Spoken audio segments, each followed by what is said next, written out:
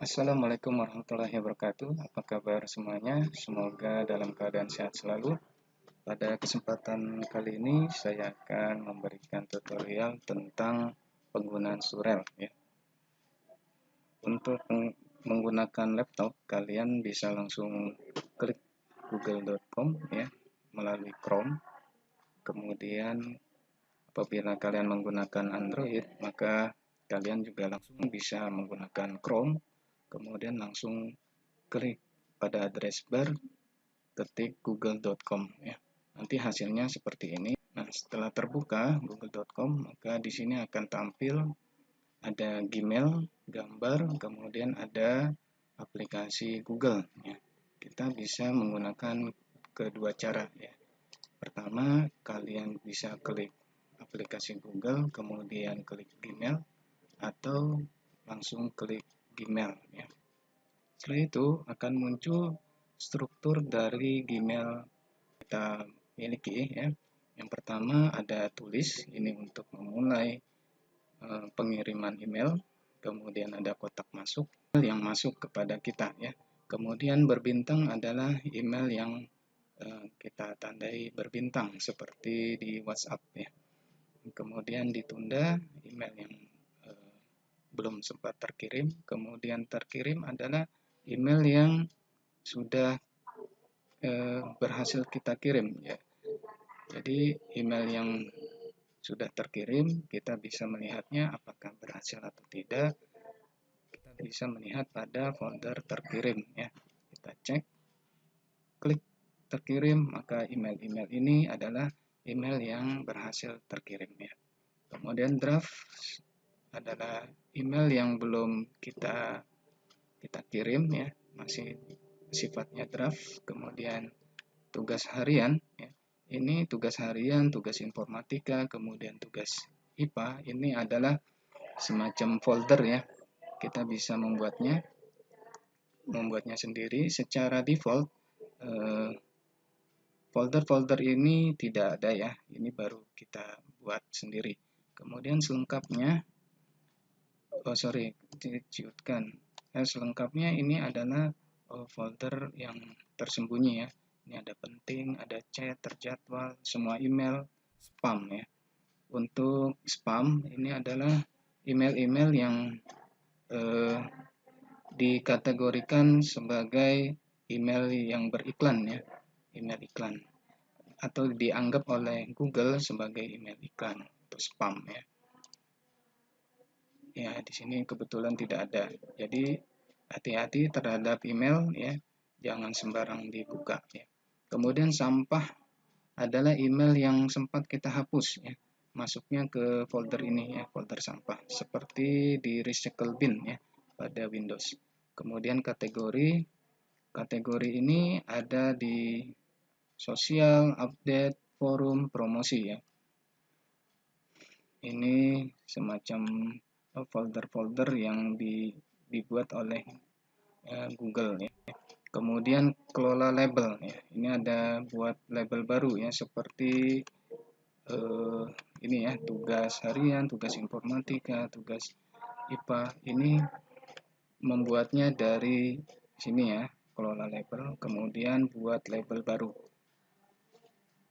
Untuk fasilitas ini hanya ada di versi penggunaan laptop atau PC ya. Untuk Android fasilitas ini memang tidak ada ya. Kemudian untuk memulai email ya, kita klik tulis atau bahasa Inggrisnya compose ya. Klik tulis, kemudian di sini ada pesan baru ya. Di sini ada pesan baru, kemudian kepada itu bahasa Inggrisnya itu, kemudian ada sisi dan BCC ya. Dan ada subjek. Subjek ini adalah informasi dari email itu sendiri ya. Kita coba contohkan emailnya. Misalnya Ibu23, kemudian klik ya, ini tuh, kemudian sisi ya. Sisi ini adalah kita mengirimkan ke email lain ya. email lain misalkan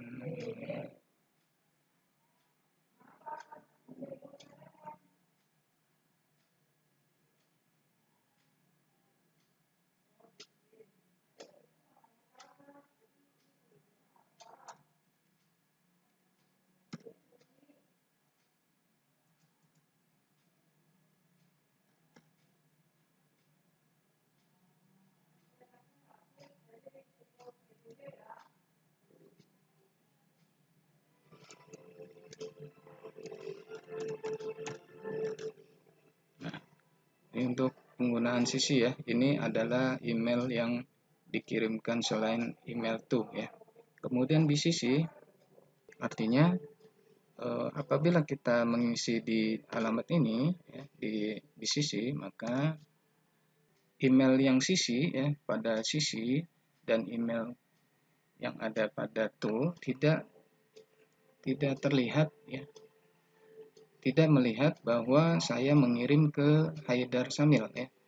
Jadi Haidar Syamil ini disembunyikan ya.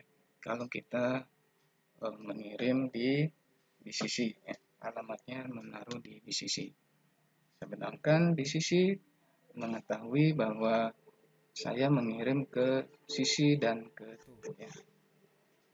Untuk subjek adalah ini informasi dari email ya, kita harus mengisi dari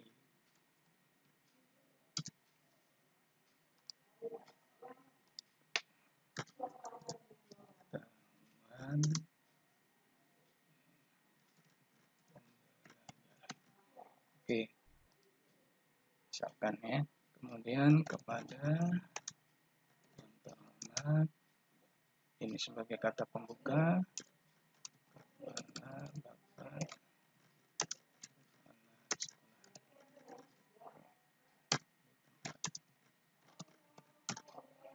Nah, ini adalah informasi yang kita berikan. Kemudian ini data informasinya diketik di sini ya. Kemudian untuk melampirkan file ya, kita di sini ada lampirkan file ya. Kita lampirkan file atau kita bisa juga membuat link ya, atau dari sisipkan dengan menggunakan drive ya, berupa gambar juga kita bisa sisipkan ya. Kemudian kita contohkan sebagai contoh ini adalah lampirkan file, klik, kemudian pilih pilih file yang akan kita kirim, misalkan lembar kerja.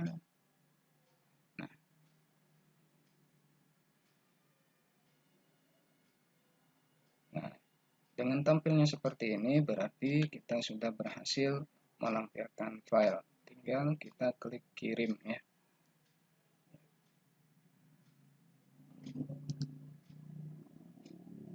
Sebagai contoh kita akan mengirimkan filenya.